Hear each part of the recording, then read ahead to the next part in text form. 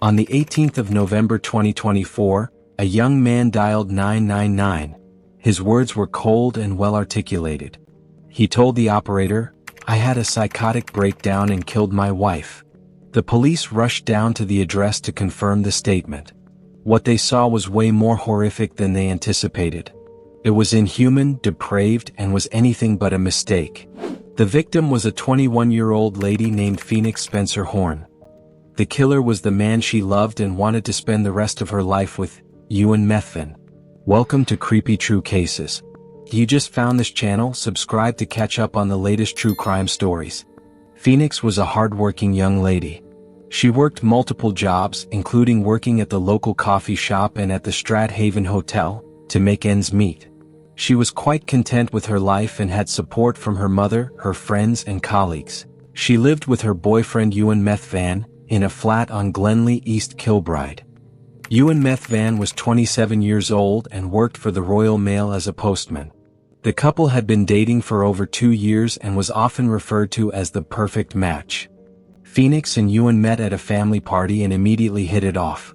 The Spencer family knew of him and welcomed him wholeheartedly. They loved how Phoenix felt around him and how they trusted each other. Phoenix's mother, Alison Spencer, was particularly fond of him. Phoenix and Ewan had what could be called a secure relationship and were working towards a life together when things slowly began to derail. It all began sometime in 2024, when Ewan started to express displeasure with Phoenix's constantly busy schedule. Phoenix didn't think anything of it and saw Ewan's complaints as those of a man who just needed to spend more time with his lover. However, the complaints began to intensify. Every other day there was an argument over tight work schedules and lack of attention. Phoenix understood his position and began to make compromises to make sure that they spent more time together when possible. What she didn't know was that she was slowly becoming a victim of emotional manipulation and was being made to feel guilty for her ambition and independence. She would often apologize and make promises to adjust. But the cycle was only just getting started. Phoenix found herself managing Ewan's emotional needs while working multiple shifts. In public, Ewan would present himself as considerate, independent, and supportive, but behind closed doors he continued to act vulnerable and to rely on Phoenix for emotional support.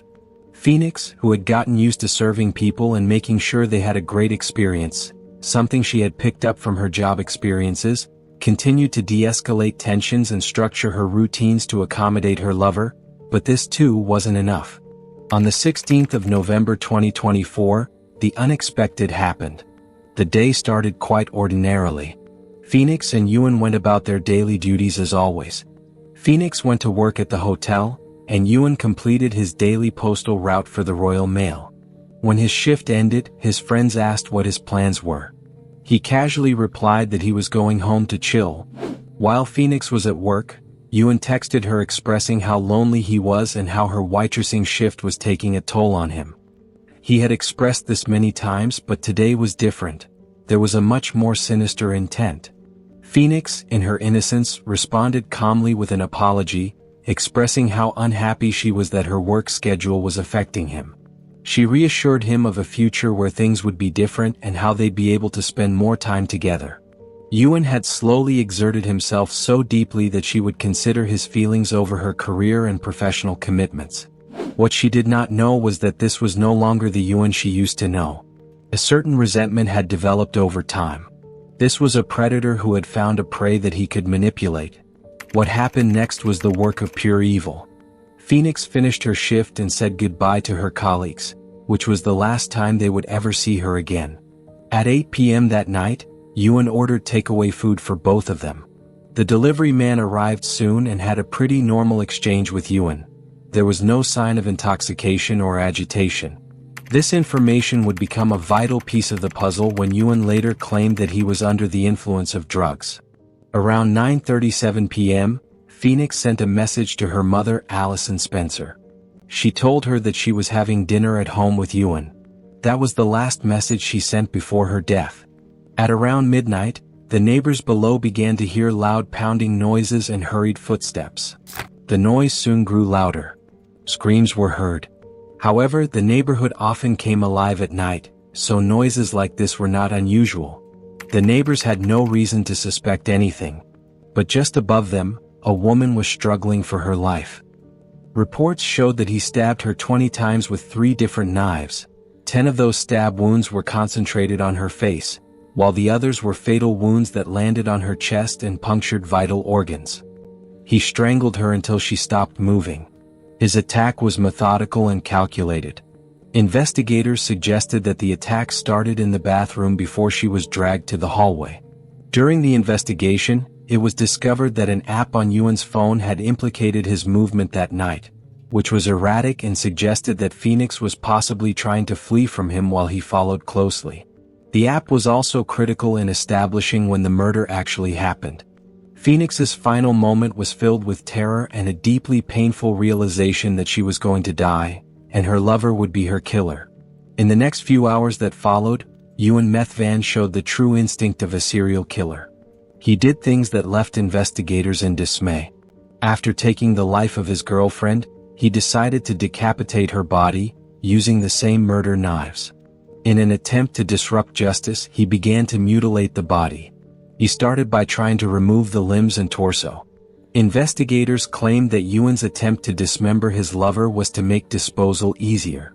The prosecution later described a vivid scene of how Yuan tried to sever her right wrist, torso, and ankle. Blood splattered across different rooms and in the hallway, painting the picture of a gruesome murder, but perhaps the most disturbing part was what Yuan did while Phoenix's remains lay cold and mutilated. At around 2:40 a.m., Yuan messaged an illegal drug dealer to purchase cocaine. He continued to message the drug dealer throughout the weekend. Things began to get really bizarre after that. According to forensic analysis, from 8 a.m. to 6:30 p.m. the next day, Yuan accessed 170 adult porn websites. While this was ongoing, Phoenix's decapitated body lay in the hallway, hidden under layers of towels. Yuan wasn't just viewing adult entertainment, he was buying himself some time. He knew that Phoenix maintained close contact with her mum, Allison Spencer, and chatted very often. Soon enough, a message from Allison would come in, and someone would have to reply almost immediately. That morning, when Allison texted to check on Phoenix, Yuan replied to the text as himself, claiming that they had a few drinks and that Phoenix would reply when she woke up. Later on, Yuan sent another message to Allison, this time as Phoenix, saying that she was now awake.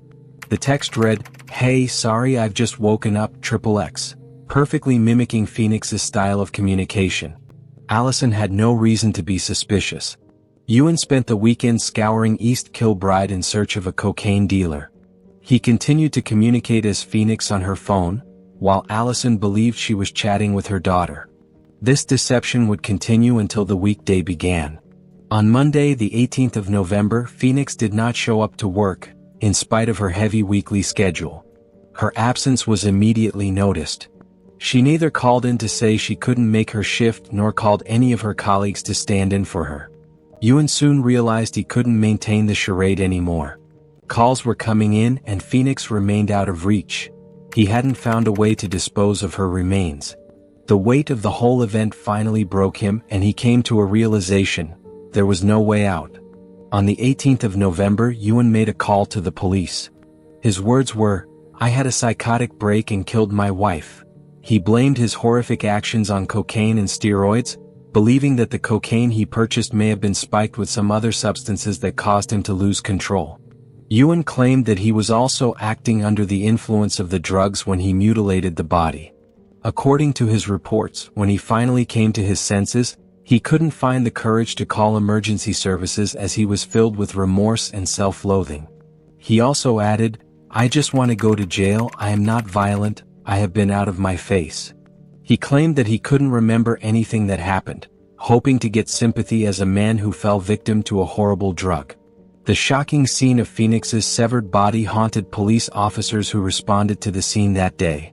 On seeing the extremely graphic image, Yuan was immediately arrested. He later made another statement, claiming that he dismembered her during his psychotic breakdown, but investigators knew too well that this was the attempt of a desperate man to destroy evidence. As investigations continued, everything hidden was brought to light, from his erratic movements on the night of the murder to his drug searches on the internet, as well as his adult entertainment searches. Up till that moment, Allison Spencer, Phoenix's mom, was unaware of what had happened to her daughter. When Detective Chief Inspector Susie Can delivered the disturbing news to the family, they were devastated, but even more terrified by the thought that it was the person they trusted with her who committed such an act. Ewan wrote a letter apologizing to the family for taking Phoenix away from them in a most brutal way, but it was too late for remorse. On the 14th of July 2025, Judge Lord Matthews tried the case, and after all evidence had been presented, he sentenced Ewan to life in prison, with a minimum of 23 years. H would be eligible for parole at age 50. What do you think about this case? Let us know in the comments.